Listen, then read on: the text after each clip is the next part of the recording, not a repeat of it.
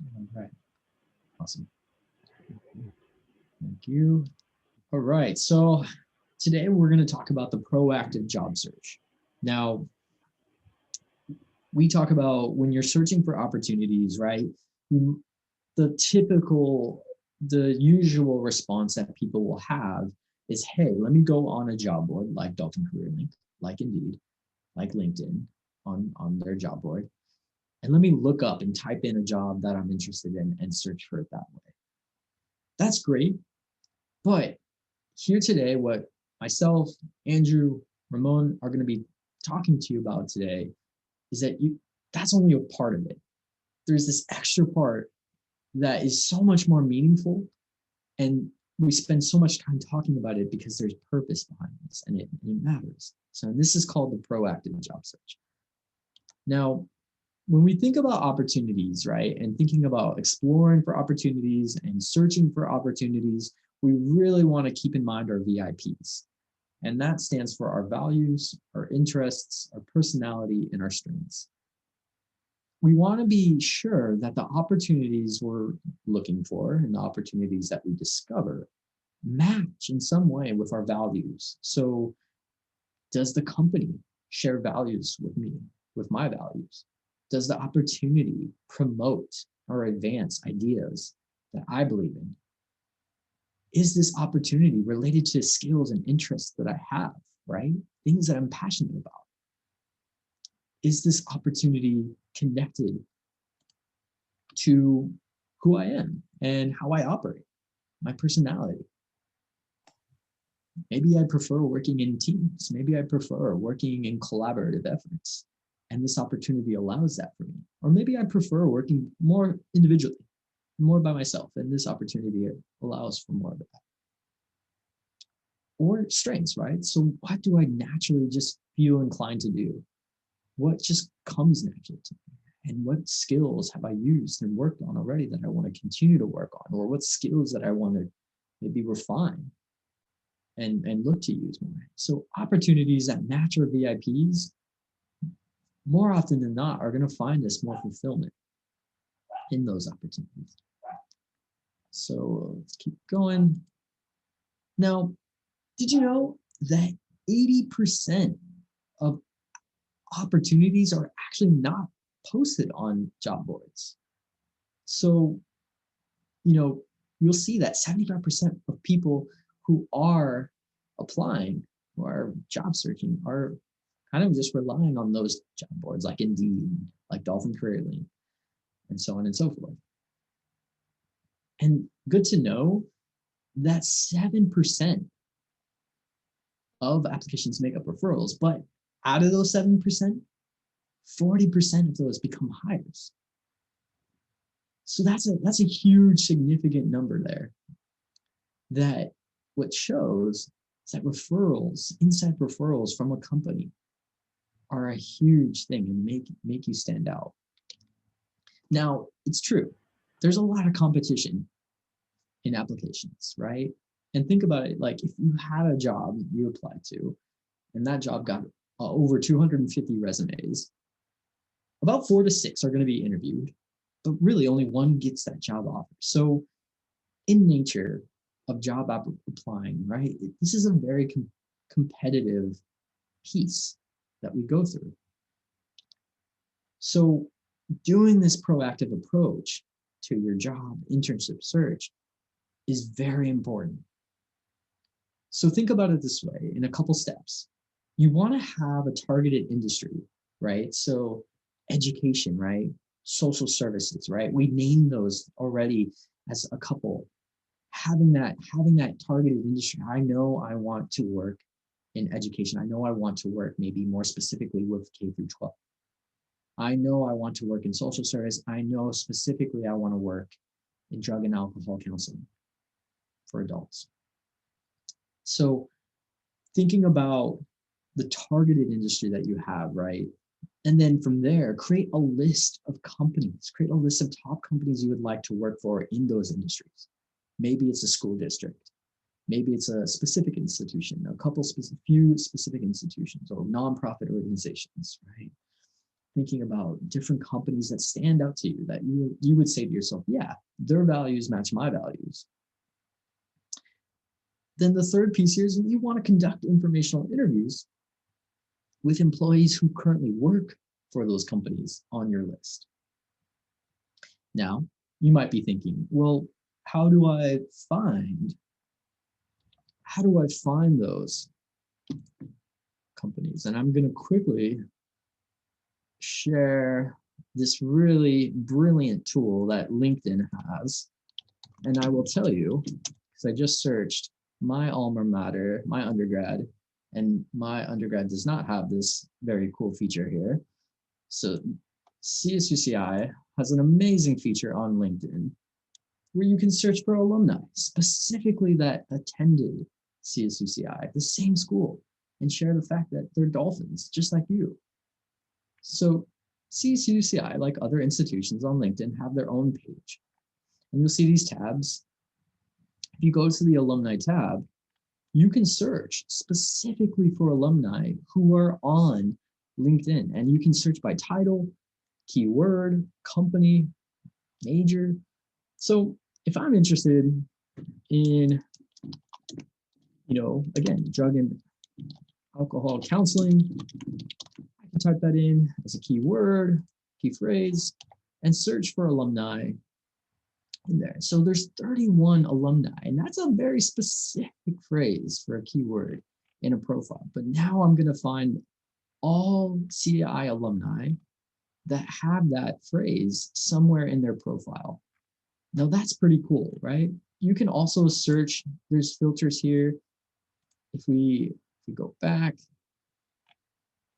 the alumni tab has filters of, you can search for people where they live, where they work, what they do, what they studied, what they're skilled at, and your level of connections. So that's another great way to filter for alumni. Isn't this cool, everyone? There's over 15,000 alumni who have attended the very same school you are currently attending. That's awesome.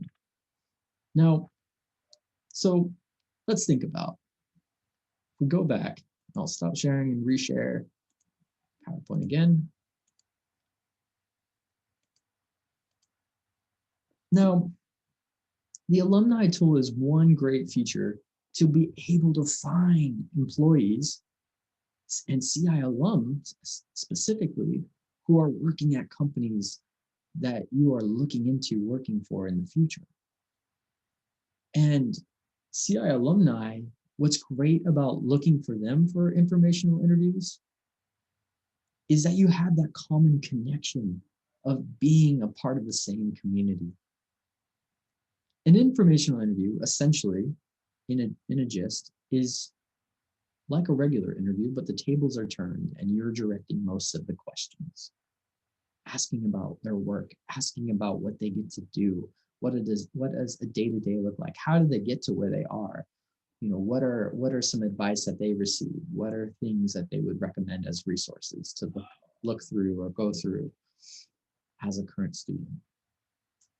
Now, having these conversations, and specifically with CI alum, are going to be very meaningful for you in different ways. They're going to getting advice from people who are doing the things of your interest not only gives you insight on how you can take that and direct that for your own career path, but it also allows you to network and establish a connection and a potential future referral at a company of your interest if you maintain that connection in a genuine and an authentic space.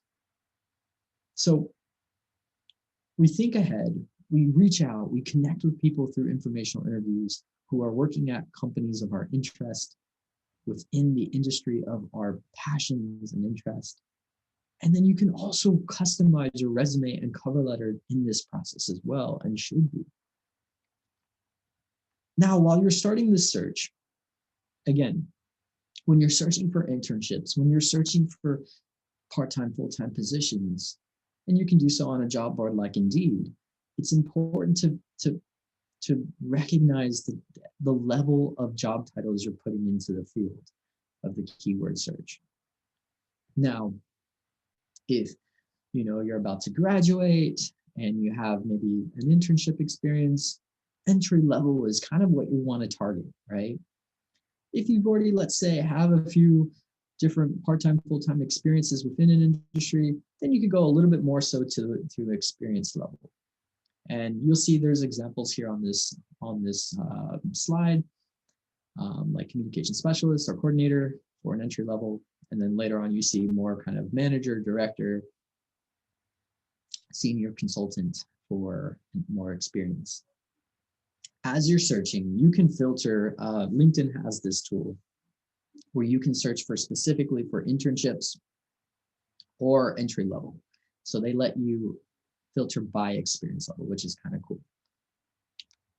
Now, again, when you find an opportunity, if you are doing more of that reactive approach by just looking at a job board and going on a job board, if you find an opportunity that piques your interest, get to know the company, research the company, and get to learn more about them. Do you have any connections that work there already? Are there any CI alum that work there? What have they posted recently on their social media? Are there any recent news article about the company? What are their mission and values on their company's site? I tell people that all the time. Get to read their mission and value statement. And read reviews on glassdoor.com and get to find, some information about what people, employees of that company are saying about what it's like to work at that company. So research is very important, and you can do so by going on a company's website and getting a feel of who they are, what they stand for, what their goals are, and things that they're currently getting involved with. Also, before reaching out to CI alum working at different companies on your list, research them as well too. Review their LinkedIn profile, get to see a little bit of their work history, educational history, where they've potentially been involved with other organizations, volunteerships, professional associations, or clubs. Thinking what was their career trajectory like, and how can that relate to me? You'll see there might be a theme across different employees within a specific industry, where maybe they had certain internships before they were able to rank up in the field and get more full time. You'll see, everyone has their own, unique pathway, but there might potentially be some themes and cross of types of positions, level of positions, to look for within an industry. So that doing so is very helpful. Also, something to also kind of get to see on a person's profile as well too is the technology and skills. One section on the LinkedIn profile is a skills section, so you can list different and highlight different skills that you're competent in, and you can also mention those in your about section as well. If you see kind of a theme within that as well too, you can ask yourself, is there any technology that maybe I'm seeing as a theme within people of this industry, maybe that I haven't quite yet had the chance to learn or use? And if that's so, that's okay. And you can use what's a tool, and I'll mention this a little bit later too, but LinkedIn Learning, which you all have access to as well. And that's actually through your MyCI account additionally. And you can go onto LinkedIn Learning and take some, they're all module classes, right? Video module classes where you go through a series of videos and you can learn about new concepts. And they have videos, I tell you, I kid you not, across so many different industries. And really, it's just a great way to learn more of different concepts, ideas, skills, and shared knowledge. Really. And And this is my point here. And this is a little, snippet of what LinkedIn Learning looks like. So again, they're module courses, and you can take these courses, at your own time, at your own pace. And once you complete them, you can put and publish them on your LinkedIn profile. And really just, it's a great way to learn more about what's out there, especially if you're saying it's a thing that's very important within your industry. Other things to consider that are great advice to, to, to give to you all is join a club that's relevant in the field of your interest. If you can, join into an officer position. Your time and committing to different projects, and events and experiences, and for clubs is a great involvement. Join a professional association if you can. Students, being a current student, you have a discounted rate to join professional associations, whereas once you are not a student, they become extremely expensive. So consider that. If you think, you would join a professional association and have time to dedicate to that, take up that offer, with the student discount that you'll see on most association websites. What professional associations offer are a chance to connect with other people in the industry. They have forums, community pages where you can learn and have access to recent articles and journals and webinars, trainings. So really, it's just another great way to learn more about your industry of interest. You can also join affinity groups on LinkedIn as well. And that's another great way to not only show your interest via LinkedIn, but also learn more about your field of interest with people posting in the group and adding relevant content in there. So let's get to the previous point here of informational interviews. So Jake, what are informational interviews? Well, essentially, again, these are one-on-one conversations you can have with someone in the industry of your interest, where you are asking questions to them about what they do, how they got to where they are, what do they recommend, what is it like at their company, what do they recommend in terms of entry-level internship positions, in your situation. Really just centered around your peak of interest. One thing to note, and not to say for the sake that thinking anyone would do this, but more for the sake of saying it, is you don't want to ask about opportunities in your first start off conversations with people you are asking for their time, setting up informational interviews, just getting to know. That would show wrong intentions. If someone, reached out to me and said, "Hey, Jake, really like to get to know more about you. I see that you work as a career counselor. Would love to just talk ask for 20, 30 minutes of your time, see how you got to become a career counselor and what your advice." Great. During the meeting, if they ask me, "Hey, do you know any career counseling internships or career counseling positions?" It's like, oh, that doesn't feel so good. So instead, keep your conversation centered around your interests. And I kind of have to trust that when you build a genuine, authentic connection with somebody, a mentorship with somebody over time, when you get to know them and they get to know you, they will let you know about opportunities once they hear about them and connect that with you. So I can't stress that enough, that the more you establish connections, but keep them and keep them over time, checking in once a month, that's going to be extremely vital for your network.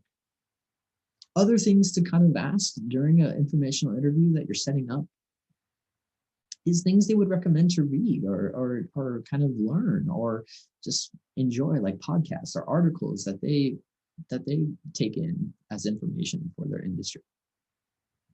And every time you reach out to somebody, get to know them, get to meet them, you want to express gratitude.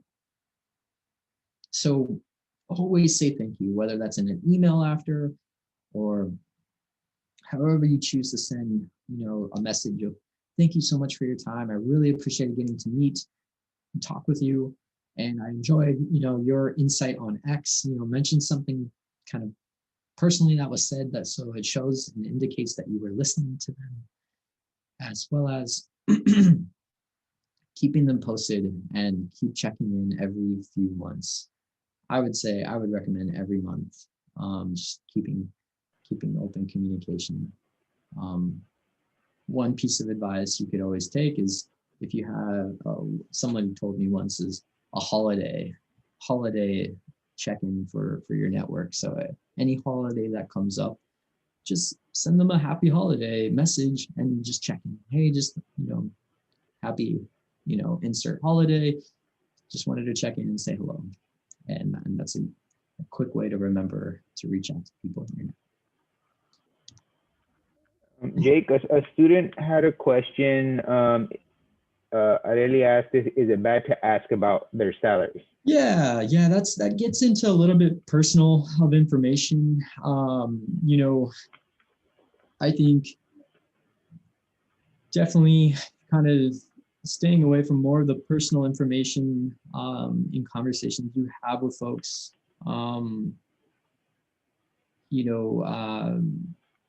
I think if you have an established connection with somebody, a mentorship where, they've already kind of shared more like personal insights about an opportunity, then that could be something, you could eventually ask. But especially, on the outset, a few conversations you have with somebody, I would just say express to refrain, so to avoid asking that, just because that might indicate, that, you only, that like, oh, maybe too personal of a question. So yeah, great question, Arisa. Thank you. Did I answer your question, Arisa?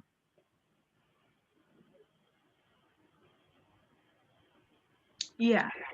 Is there? Great. Great, thank you. Is there an appropriate time that you advise students, Jake, to start talking salary? Yeah, that's a good point. I think if you get into a situation where that's a determining factor for you, you can always ask them about if they've salary negotiated. So I think if you're in a position where you're currently salary negotiating, within an opportunity, that could be something that, you let them know about, an insight, and just say, hi, like I'm currently, kind of within negotiating my salary and just wanted to, see, this opportunity and what is your take on this? And not even necessarily asking them about theirs, but just finding their take. And, I think if you kind of take the more of the approach of just asking about in terms more generally, not necessarily prompting or asking them directly about theirs, they might share theirs, within that, but not specifically asking them, if that makes sense. Thanks, Jake. Yeah, absolutely. So yeah, great question. I think two things I just wanted to also add to that really good point Araceli brought up is there's a couple websites that you can use today, whenever you can, glassdoor.com and salary.com, which have national averages of positions across the country. So if you have a position in mind and you are curious about salary for that, salary.com, glassdoor.com are places you can look. specifically for higher, education and public schools. There's California Transparent California, and that has information, salary information for people who work at public education institutions in California. So that's a way to find salary information there if you have an interest working in public schools. So in California. So just a few resources there. Additionally to let you know more so about salary. All right, so thinking about how to set off that and send off an introduction message to someone that you want to connect with on LinkedIn. So say you send a connection request to somebody on LinkedIn you find as a CI alum, and you're like, oh, this is awesome. They're working for X company. This is who I want to work for. And I saw that they, even studied the same thing as me at CI. I really want to talk to them. So you send them a connection request on LinkedIn, they accept your request, and then you can write them a message, and you can say, from the examples we see on the screen, dear David, my name is Cynthia, and I'm a communication major at CSU Channel Islands. Your career path is very inspirational to me. I don't know very many people who have worked in marketing at Google, Facebook, and Apple. As an aspiring marketer, I would love to learn more about what skills you've used the most and what you'd expect from an entry-level employee in your department. I'm sure you're busy, so even 20 minutes would be greatly appreciated. Thank you. So really, you're just asking for 20, 30 minutes of their time. You're mentioning, that connection, right? That, that you're interested, passionate about X, and that that they've done that or are currently doing that. I would even go as far as to say, if you see that they're a CI alum, mentioning that as well. Like you could say, I noticed that you're, an alum from CI. Really, it doesn't have to be a whole long message. I think keeping it something nice to the point like this is really good. There's another example. Hi, Monica, I came across your profile while I was looking for people who major and transition into blank industry from a non-traditional background. Your experience is really impressive. I bet the jump from X industry to my current job wasn't easy. I'd love to hear more about your journey and some of the challenges you faced. I know you're busy, but if you'd be up to have a quick call, I'd be very grateful. If not, no worries at all. Either way, have a fantastic week. Thanks. So again, kind of right to the point with, mentioning that something about them that, it connects to you, and mentioning, kind of what you want to talk to them about, get to know, and also just asking for a little bit about their time. And, some questions that you can ask, right?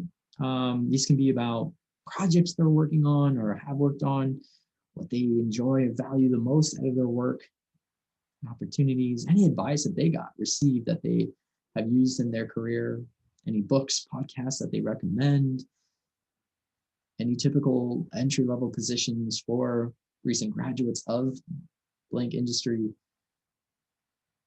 And, so really questions centered around advice that you can take with you and use today to help you get more integrated into the industry of your interest. Now, when you're crafting a resume and crafting a cover letter towards a specific opportunity, it's important to keep key buzzwords in mind. Now, thinking about key buzzwords, essentially what those are key skills, key knowledge, and key experiences that the employer is emphasizing for a candidate to have. And you will find these directly from the job description. So this comes very important because some employers use application tracking systems, which known short as ATS, and they'll use ATS to scan for resumes. And if you don't have enough key buzzwords on your resume or cover letter, they don't go to a human to read. So we want to be sure we have enough key buzzwords on our resume, on our cover letters. And again, these are things that the employer wants you to have: the education, skills, knowledge, experiences. And so on the screen here, you see in kind of the example, this person has highlighted, you know, different kind of general kind of skills in purple, kind of more experiences in yellow, different interests or kind of tasks in green, and specific words of specific platforms in blue. So these are all would make up different key buzzwords that you would want to cover and somehow reflect on your resume, somehow reflect on your cover letter if you're applying to this operation coordinator position. Any questions with this?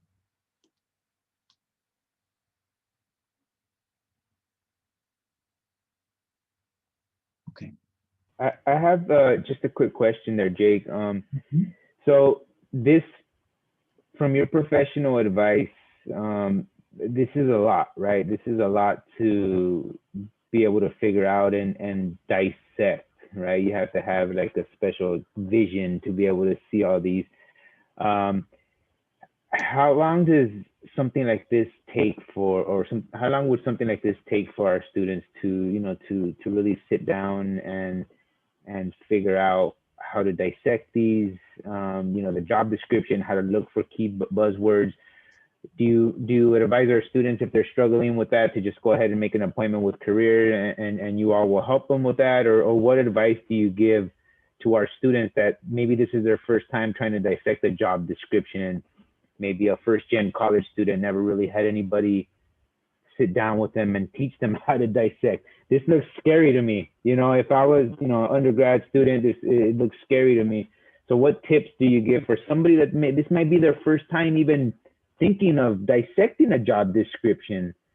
What advice would you give to our students that are in that position, Jake?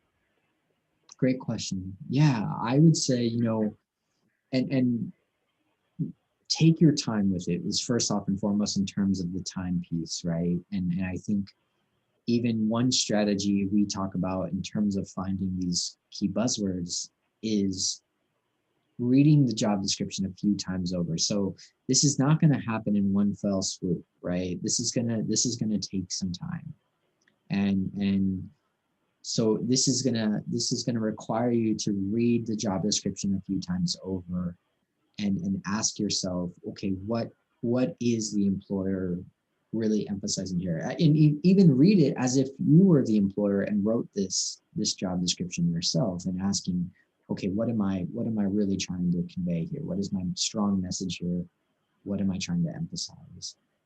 And yeah, the first time, I'll be fully honest and fully transparent. The first time, a few times over, it's going to be, taking some time with it, and kind of trying to figure out, okay, what is being emphasized here? And maybe that's bolded, maybe that's underlined, maybe it's repeated, right? And it will take time, but everyone in our office, we're so more than happy to meet with you, as Ramon, kind of was asking, and we would be more than happy to kind of walk through, just talk about a job description looked at with you. I actually did that this morning with a student, and we were looking specifically at the job description they pulled up and saying, okay, how can we add this to your cover letter now? How can we add the key skills that this department is asking, that this organization is asking of you? What, and how can we add that to your cover letter now? So we are more than happy to meet with you and talk with you about this if you have a specific opportunity in mind and you really want to hone in on these key buzzwords, because we spend so much time talking about this because we truly believe it makes a difference. Yeah, and again, I will say it takes time, it takes concerted effort, but the more you do it, the easier it becomes. And just know that we're here every step along the way. If you want to talk with us, if you would want to talk that out, and we would be more than happy to. So yeah, great question. Awesome. Thanks, Jake. And again, with the cover letter and writing, and getting into, one of the submissions you'll submit, the cover letter, you want to include specific examples of how you have demonstrated relevant skills before to an opportunity. So as you see, this person put in a specific example of how they were helping residents, in students. And so they even mentioned, in the middle part here, as part of this program, I work one-on-one weekly with 2 residents ages 15 and 17, helping them with their homework and researching possible career paths and college majors. So that away, I can't speak to enough volumes of how much that's important for cover letter writing. You don't want to just tell the reader, you want to demonstrate and show the reader how you have committed and done relevant skills before. So using examples, and we have a 3-part formula for writing examples, and that's context plus action equals results. So context, action, results, CAR. It's the CAR method. CAR. So you want to give context. You want to talk about where you were. And they mentioned in the sentence before, they were volunteering at Casa Pacifica. You want to then go into the action. Okay, so you're working one-on-one, helping with homework, and then equals results, so that they could, research possible career paths and college majors, and helping them with that impact and work. So context, tell the reader where you were, what you were doing. Action, getting into the specific, piece of what you were committing to, specific skills you were using. Equals results, and then mentioning, what happened, what was it for. So Jake, yeah. Oh, I'm sorry to cut you off. Go ahead. Oh, I was just going to mention, that's important. And additionally to that, you also want to talk about why the company. So you'll notice here that this person also mentions Family Service Coalition and how they specialize in multiple areas. And this shows to the reader that you've done your research. Not only have you done your research, but you're also making a connection to them. They go on to say that they would like to contribute to them by, specifically how they would contribute. So in some part of your letter, if you make a 1 to 2 sentence note on why the company, what about them interests you, and make that personalization, that's going to go a very far way. Ramon, I think you wanted to say something. Yeah. I just wanted to ask you a quick question, Jake. So I see they're about 3 paragraphs, 3 nice, tight, look very organized. Is there such a thing as, maybe too long of a cover letter, or too short of a cover letter? Because I see it's just very clean, very organized, very tight, and very to the point. Yeah, it's a great question. Yeah, there's a balance. You don't want to add too much detail where you're going into way too much detail where you lose the reader's attention. Or on the other side of things, you don't want to not give enough detail and be too brief, where you are letting the reader ask questions or having them ask questions to themselves of what's going on. So you want to give enough context. I think if you ask yourself, did I meet the context action result? Did I suffice the 3 parts of that formula for your examples that you're mentioning? And if you can say yes to that question, then I think you're fine and you're providing enough detail, and without going too much and going too much over. So I think having a few paragraphs, just like you see on this example, is what we would recommend. So having at least a few paragraphs, nothing too much more than that. And of course, the cover letter along with your resume are both 1-page documents, no more than a page. So that's also something to consider. Jake, sorry, another quick question. So do you recommend the theme of the resume and the cover letter are kind of like the same? as far as the way they look, the way they appear, kind of keep the same format, same, I don't want to say template, but maybe like along those lines. Yeah, and Oh, that's a great point. You can copy and paste over your name, contact information, so the header okay. part of your resume and cover letter Okay. should be exactly the same. And then, if you use the same font, that's nice. It kind of gives a nice Okay. portfolio look Got it. within your couple documents. So we would recommend that if you can, and Got it. keep both of them looking in that kind of format respect the same. Great. And for you students out here, so this is great. Before the career is there, that they're before you actually submit that resume or cover letter, you can make an appointment with career, and they'll sit down and kind of go over it with you. And it's an amazing resource to have right now as a student, and it's free. So I would definitely take advantage on it. You can work on it. You can go to career, have them help you get started, and then they'll give you the resources. You work on it, and then before you submit it, you can make an appointment with them so they can review it. That is an awesome resource to have. So just something to keep in mind as a student right now. I have a question for the cover letter. Do you recommend to use the job description keywords on the cover letter and then connect it to your experience?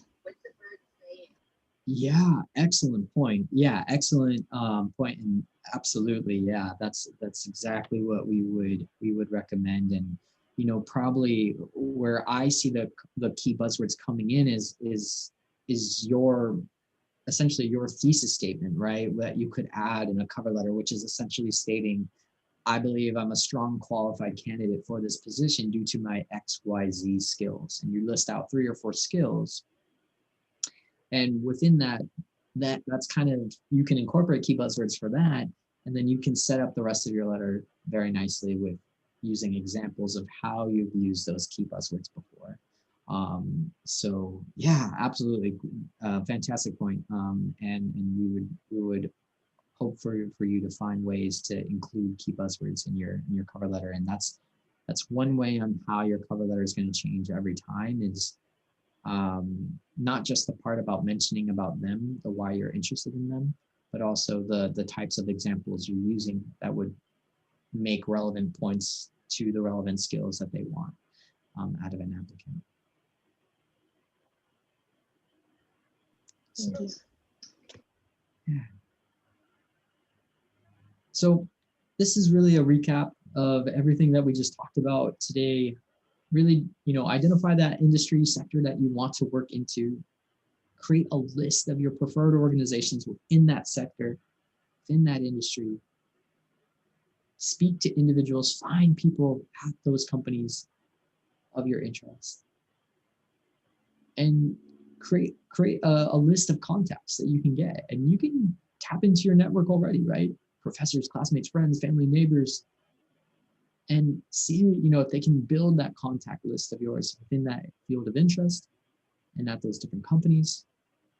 Find CI alumni through not just Dolphin Connect and LinkedIn, and just use those 2 different platforms. Dolphin Connect, by the way, is our very own mentorship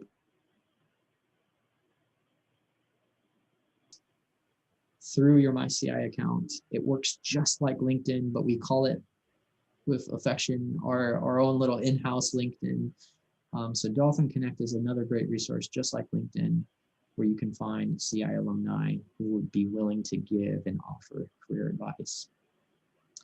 And then lastly, be able and ready and planning to customize your resume and cover letter to opportunities you find in these approaches, okay? And then some resources, right? So these are some links here, and Ramon, will you be able to send this PowerPoint to everybody today on the call? Yeah, I'll go ahead and do that. I'll send you all this information in a follow-up email. I'll try to get it all out to you by the end of the day today. Okay. And that's really, we have, our own job board. We know, I talked about this already, Dolphin Career Link. we have a video on our YouTube channel, Career and Alumni, CSUCI Career and Alumni YouTube channel called, and this goes over the LinkedIn Alumni Tool and how to effectively use it. Dolphin Connect, again, is our own mentorship community. We have resume and cover letter samples on our website. And we, again, our YouTube channel, we're always posting new content on there. And you can find great resources on there. Lastly, this is our information for our department. Career services, our department's website is, csuci.edu/career development/ and then I believe the calendar link is already in the chat today. And that is the quickest way to make an appointment with one of us in our office. And we, again, are very, very excited. Look forward to meeting with you in a virtual appointment and hope that you schedule one today. And check out DOS. Ramon, I'll let you take this away. Awesome. Thank you, Jake. Really appreciate all the the work and the help that you provide for our students. You and Andrew, thank you both for being here today, representing Career and really providing these valuable resources to our students. Careers are very important. It's very important, right? Many of us might not have much experience. Like Areli asked earlier, like, what is the Career Center? Like we not too many students are familiar about what goes on. So thank you for coming to this workshop and really kind of exposing our students to the great work that you do. I know Career had a significant impact in my career path. I met with them early on when I transferred to CI, and the connections I made with them actually helped me get into CI as a staff member. So you never know who the next person is that's going to interview you. It might be somebody in this room today. It might be somebody that in this room here today that might give you a letter of rec. It might be something, so you never know who that person is or who that next connection is that's going to be able to link you up to a job. Like, Jake had some stats earlier about referrals, right? People that get referred by someone in the business already or in the company are oftentimes the ones that get the jobs, are oftentimes the ones that get, that's why establish these connections early on.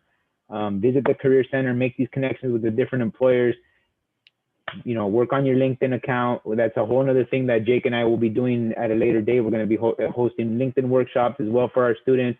So, just all these small tips, just start using these, put them in your toolbox, and I promise you that you will be successful in the future. So now going back to kind of our YouTube channel. So we do have a YouTube channel. I'll send you all the link to that as well, so you can follow all of the workshops that we do have. We have different topics every single week for the virtual skills workshop as well. So we hope you join us for that. Next Friday, we will have a different topic.